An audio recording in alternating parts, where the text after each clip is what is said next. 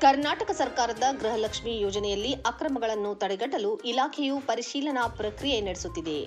IT, GST ಪಾವತಿದಾರರು ಹಾಗೂ ಮೃತಪಟ್ಟವರನ್ನು ಪಟ್ಟಿಯಿಂದ ಕೈಬಿಡಲಾಗುತ್ತಿದ್ದು, ಅರ್ಹ ಫಲಾನುಭವಿಗಳಿಗೆ ಯಾವುದೇ ಅಡೆತಡೆ ಇಲ್ಲದೆ ಮಾಸಿಕ ₹2,000 ನೇರವಾಗಿ ಬ್ಯಾಂಕ್ ಖಾತೆಗೆ ಜಮೆ ಆಗಲಿದೆ.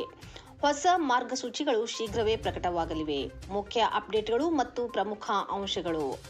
ಆರ್ಥಿಕ ನೆರವು.